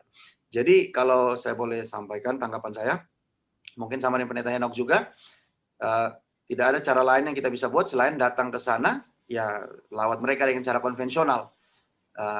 Mungkin seperti itu. Ya, kalau di dalam pandemik seperti sekarang ini, saya katakan, Kamis kemarin saya pergi melawat sampai di daerah Tangerang sampai Cikupa. Ya, walaupun mereka bukan di daerah pandemik, ya karena saya datang dari Jakarta yang keadaannya seperti ini, saya sampaikan, mohon maaf ya, saya tidak lepas masker. Mohon maaf, saya tidak salam, saya hanya begini saja. Ya, anggota mengerti juga, mereka juga maklum, ya tidak apa-apa pendeta. Kita didatangi, dilawat, didoakan, kita sudah senang. Jadi itu yang mungkin saya buat ya kalau berdasarkan pengalaman saya. Lebih dari itu ya saya nggak tahu, saya tidak punya pengalaman yang banyak, hanya itu yang saya bisa buat. Nah tapi karena kebetulan orang-orang tua kami, populasi orang tua di Chenli ini jauh lebih banyak jemaatnya Pak Johan dari kami. Saya jemaat yang sangat kecil ya, mungkin hanya 50-70 orang aja semuanya. Jadi orang-orang tua kami itu hanya 6 apa 7. Nah, kebetulan mereka tinggal dengan anak-anak yang juga melek teknologi, jadi artinya masih bisa teratasi. Ya, puji Tuhan masih bisa teratasi. Tapi artinya saya mau coba memahami maksud dari pertanyaan ini. Ini sebetulnya mendorong orang-orang muda juga di Chenli sendiri, bahwa inilah realita. Inilah keadaan yang terjadi. Jadi, saat kita menikmati teknologi ini, kita nyaman, ya apa-apa semua dengan teknologi, bisa dengar lagu yang bagus, beribadah dengan nyaman begini. Tapi ingat, ada orang-orang di luar sana, saudara-saudara kita yang tidak menikmati seperti kita. Come on, apa yang kita bisa buat untuk mereka? Jadi terima kasih Pak Johan sudah membuka pikiran kita, supaya kita semua sebagai orang-orang muda juga bisa berpikir, kalau mereka tidak bisa dilayani secara teknologi, cara apa yang kita bisa buat untuk melayani mereka? Nggak apa-apa, kalaupun harus kembali ke cara-cara konvensional, no problem. Tapi tetap pelayanan itu dibuat, disampaikan pada mereka. Saya yakin orang tua, ya, walaupun tadi Pak Johan katakan beliau termasuk di generasi baby boomer, tapi saya percaya Pak Johan adalah yang sangat melek teknologi, paham, maklum. Tapi bagaimana dengan mereka yang lain yang tidak seperti Pak Johan ya? Nah ini adalah kalau saya katakan, inilah keadaan kita di jemaat. Dan mereka juga butuh pelayanan. Jadi sebagai orang muda, ya luangkan juga lah waktu kita, pemikiran kita, ide-ide kita, apa kita bisa buat untuk mereka. Kadang-kadang orang kalau mau gampang, udahlah kita kasih aja handphone ke mereka. Iya, kasih handphone. Kalau nggak ngerti dipakai gimana? Sama aja. Benar nggak Pak Johan? Dikasih juga mereka nggak tahu pakai misalnya, tidak sampai juga tujuan pelayanan itu. Jadi pikirkanlah, teman-teman yang lebih tahu. Karakteristik jemaat itu beda-beda setiap jemaat ya, ada yang orang tuanya begini, ada orang tuanya begini. Di satu jemaat saja setiap pribadi juga beda-beda karakteristiknya. Ada yang suka dilayaninya dengan datang begini. Puji Tuhan, saya di tempat saya kebetulan mereka kalaupun saya lawat dan berdoa lewat telepon enggak masalah. Ya, enggak masalah. Ada yang anggota kami sudah pindah ke Bandung ya, kami juga layani lewat Zoom, lewat WhatsApp call, lewat video call dan lain sebagainya. Masih bisa berterima. Tapi ini adalah hal yang tidak bisa kita hindari. Ada orang-orang yang sangat jauh dari akses teknologi. Mereka juga harus menjadi bagian dari prioritas kita untuk melayani mereka. Mungkin itu yang saya bisa berikan sebagai tanggapan. Mungkin Pendeta Henok bisa bagi. Terima kasih Pendeta. Sama-sama, semoga bisa menjawab. Baik, terima kasih Pendeta Andri untuk jawabannya. Mungkin ada lagi yang ingin bertanya atau masih penasaran dari generasi XYZ, ingin menanyakan sesuatu terkait dengan materi kita pada acara PA Sahabat kali ini? Sepertinya Cassandra itu ya, Ryan ya. Tante Cassandra angkat tangan mau bertanya kali ya. Tante Sandra ingin bertanya? Atau Bang Maruli mewakili Tante Sandra ingin bertanya? Oke, baik. Selamat sahabat. Terima kasih Pak Pendeta Andri. Luar biasa ya. Jadi ini kebetulan adalah kata Pendeta Wendel ya, hari ini adalah Pastor Appreciation Day ya. Jadi untuk kepada Gembala Huta Barat, Pendeta Huta Barat, dan Pendeta Andri, kami mengucapkan apresiasi yang cukup tinggi atas pelayanan baik pendeta kami maupun Pak Pendeta Andri. Terus terang, justru seperti Pendeta Andri adalah merupakan teladan juga ya, seperti tadi khotbah itu merupakan teladan. Kita ini jadi kayak ada sedikit jadi malasnya, harusnya nggak boleh begitu ya. Tapi di sisi lain itu jadi berkat juga. Contoh, dengan konten-konten yang dimiliki oleh Pendeta Andri yang diberikan setiap pagi, itulah yang saya sekarang coba broadcast. Saya kebetulan sebagai orang Batak, saya sudah cerita di Cenli, saya ikut arisan marga ini, mereka semua non-Advent. Jadi renungan pagi yang dari Pendeta Andri, saya forward aja, gitu kan. Di antara mereka mungkin pastinya ada yang mendengar, ya walau saya juga nggak tahu berapa banyak, tetapi itulah juga yang saya coba lakukan, ya. Jadi sekarang ini, kita ini konten udah sangat mudah sebenarnya, sangat banyak. Ada seperti yang Pendeta Andri katakan, ada Grow With Him ya, dia kutipan firman Tuhan dengan tambahan sedikit gambar yang sangat menarik, tinggal kita forward. Lalu ada juga Sekolah Sahabat, ada tulisannya lengkap dengan audionya. Jadi sekalian mendengar sekaligus baca, ya kan, konten tersebut. Begitu juga buku renungan pagi, ya kan. Apalagi cara Pendeta Andri dalam membacakan tuh menurut saya sangat tepat dan sangat enak untuk didengar, bahkan pendekatannya juga clear gitu ya. Nah, ini juga sangat baik.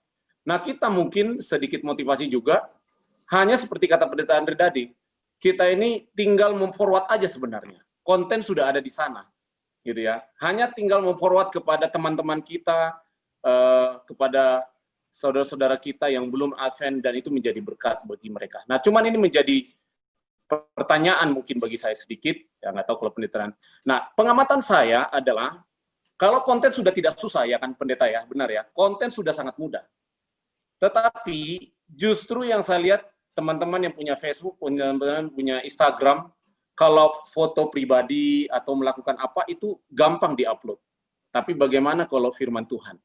Nah, ini menjadi pertanyaan, saya nggak tahu di antara teman-teman jadi pertanyaan juga. Kenapa demikian?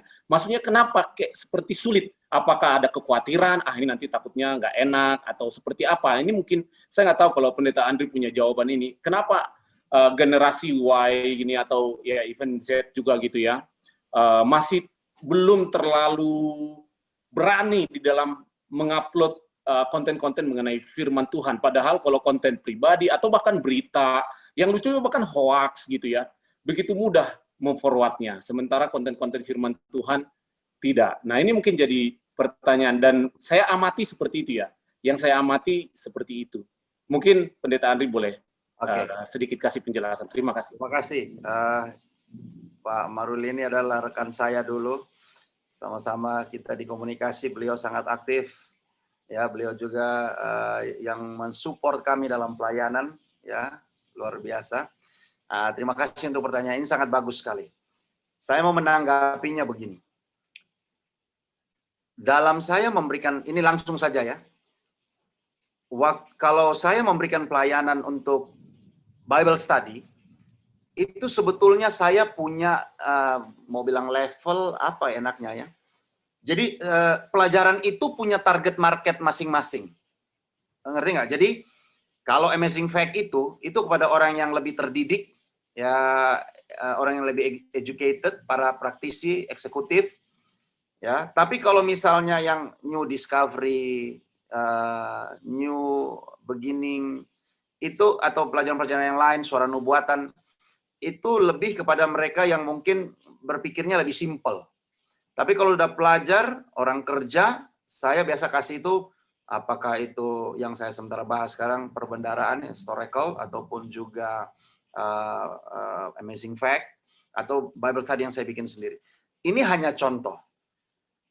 Apa yang saya mau sampaikan adalah, kenapa orang-orang muda mungkin enggan, bukan tidak mau sebetulnya, saya yakin teman-teman orang muda ini pasti mau. Mereka agak enggan untuk membagikan, baik itu tentang firman Tuhan, sharing sesuatu. Mungkin konten-konten tadi Pak Maruli sudah sebutkan, begitu banyak konten-konten, mungkin hanya link-link lagu dibagi bisa juga, link khotbah bisa juga, audio renungan seperti yang saya bikin bisa juga. Nah, apa yang saya mau sarankan adalah begini. Kalau niat itu sudah ada, bagaimana mengusir rasa enggan itu, dimulailah dengan yang ringan-ringan. Teman-teman tahu, ayat-ayat dalam Alkitab itu ada yang hanya sangat sederhana sekali, yang semua orang itu terima. Sampai ayat yang berat-berat. Ya kalau kita langsung mau ingatlah dan kuduskanlah hari Sabat 6 hari. Ya mungkin kepada mereka yang sudah lebih dalam membaca firman Tuhan bisa kena. Tapi kalau orang baru kenal, jangan makan daging babi, engkau akan dibakar di api neraka. Ya, kita sudah tidak membangun komunikasi namanya. Bukan berarti saya bilang jangan, tidak, bukan. Maksud saya begini, kita lihatlah kadar-kadar. Ada ayat-ayat seperti misalnya ayat emas itu. Segala sesuatu yang kamu kehendaki supaya orang perbuat kepadamu, perbuatlah juga demikian kepada mereka. Mau agama apa kita, latar belakang apapun kita, saya yakin mereka akan mudah menerima hal itu. Benar nggak? Ya, cari ayat-ayat yang seperti itu. Mintalah maka akan diberikan kepadamu. Carilah maka engkau akan mendapat. Ini semua orang artinya buat mereka ini bukan sesuatu yang terlalu bagaimana ya, terlalu kental rohaninya, enggak juga. Jadi saran saya adalah mulailah dengan hal yang sederhana yang paling gampang dibuat satu, kemudian jangan langsung yang berat-berat. Mungkin hanya ayat-ayat yang ringan-ringan atau quotation yang ringan-ringan yang semua hanya untuk taste the water kalau bahasa Inggris katakan, hanya untuk cari tahu dia interest nggak dengan hal yang begini. Ya, kita blast aja kemana-mana. Saya mau kasih pengalaman saya yang lain ya. 18 tahun terakhir saya melayani di Adventist World Radio, di AWR, di Uni. Di awal-awal tahun pelayanan kita, kalau saya sampai karena itu seri pendalaman Alkitab udah berulang-ulang tiap tahun, ganti-ganti ada To Find the Uncertainty, Historical, kemudian penemuan baru, kemudian Amazing Fact, dan lain sebagainya. Udah banyak berulang-ulang, Daniel dan Wahyu. Jadi, di awal-awal pelayanan, kami agak kebingungan bagaimana caranya untuk menerangkan tentang 666, kepausan, ya, Roma Katolik dan lain sebagainya. Itu saya agak bingung menerangkan. Tapi lama-lama, setelah sudah berulang-ulang mendengar respon dan lain sebagainya, ya sudah kami ngomong apa adanya saja. Karena kami punya catatan, dalam arti itu hanya membacakan referensi. Ya, dalam menerangkan, ya kadang-kadang sedikit diperhalus, ya mohon maaf, kadang-kadang kami sampaikan apa adanya. Jadi pada level tertentu, mungkin kita sudah bisa seperti itu. Tetapi ya samalah seperti kita mengikuti pendidikan formal. Ya, enggak mungkin ujuk-ujuk langsung duduk di bangku SMP. Ya TK dulu lah, habis TK, SD, belajarnya kan pasti ringan-ringan dulu. Jadi kalau sudah ada niat itu, kesempatan ada, dimulailah dengan hal yang ringan-ringan. Tadi ya Pak Maruli katakan ya udah sekedar membagikan audio. Saya dari situ, saya buka itu kalau lihat ya ada Mana Multimedia Ministry. Dari situ banyak sekali pelajar-pelajar Alkitab yang khusus saya boleh nggak mau pendalaman. Ada yang sudah dibaptis di Sulawesi, ada di Jawa Timur, di Blitar sampai sudah, contohnya seperti itu. Jadi itu hanya sekedar sebagai jalan masuk. Nanti pendeta lain yang layani di sana. Nah kalau kita seperti ini, begitu juga di sini. Begitu ada sudah muncul ketertarikan, ya sodorin aja ke pendeta, sodorin aja ke tutua jemaat. Pendeta nih ada yang mau belajar, tolong dilayani. Tapi tugas kita adalah untuk membuka jembatan. Mulai dengan yang ringan-ringan, jangan langsung yang berat. Kira-kira begitu. Semoga bisa menjawab. Amin. Terima kasih. Terima kasih Pendeta Andri. Saya percaya masih banyak pertanyaan nih, tapi karena waktu juga yang akan memisahkan kita. Namun ada satu pertanyaan nih Pendeta Andri yang masuk ke chat, mungkin menjadi pertanyaan terakhir bagi kita untuk sahabat kali ini. Saya akan coba bacakan nih Pendeta. Pasal yang berkembang saat ini, agamamu adalah agamamu, agamaku adalah agamaku. Bagaimana menembus penghalang ini? Karena ini juga yang akhirnya menjadi tembok untuk membagikan hal-hal yang bersifat spiritual atau religius. Bagaimana nih, Pendeta Andri? Masih di mute, sorry, Pendeta Andri. Ya, sorry. Ini pertanyaan dari Melati dan Ronald Man ya. Melati dan Ronald Man. Terima kasih. Apakah ini mungkin pengalaman mereka atau mungkin mengambil dari pengalaman yang lain? Memang ya, kadang-kadang kita menemukan hal yang demikian. Ya, tapi saya percaya tidak ada yang mustahil. Tidak ada yang mustahil. Saya kasih contoh. Mungkin teman-teman tahu satu wilayah. Dulu ada di Jemaat Jelambar, waktu saya gembala di sana, ada suaminya Ibu Aat. Ada yang kenal Ibu Aat, mamanya Wery? Ya. Kalau masih tahu itu, teman-teman orang muda tahu. Dia sekarang ketua jemaat di Jelambar. Bapaknya dulu, itu bayangkan 20-an tahun. 25 tahun mungkin, didoain terus sama Bu At ini. Doain. Begitu saya masuk, ya bukan saya katakan bahwa karena saya punya pelayanan, enggak juga. Mungkin sudah waktunya aja. Tiba-tiba beliau minta dibaptis. Ya, jadi itu salah satu contoh.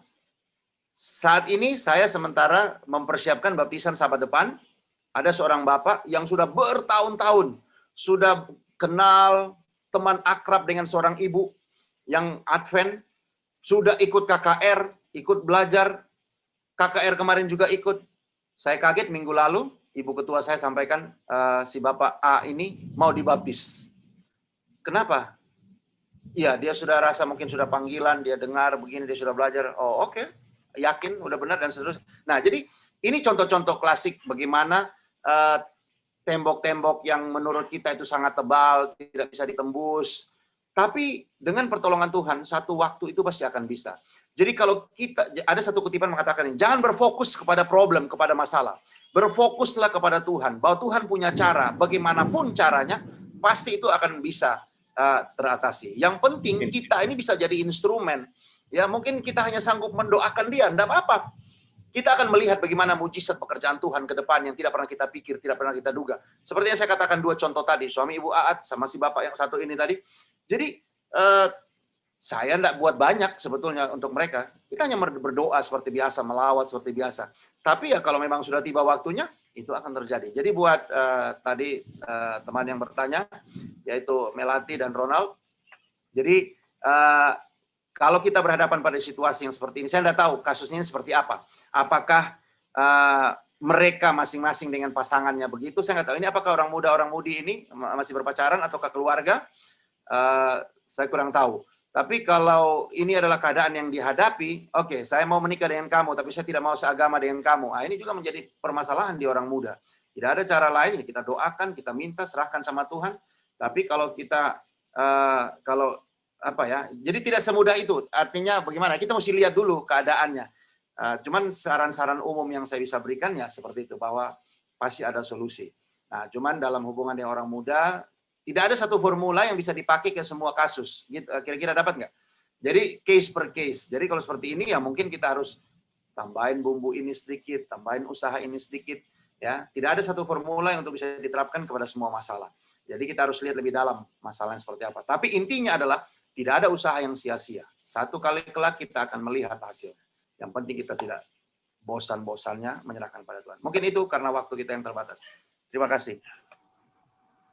Baik, terima kasih Pak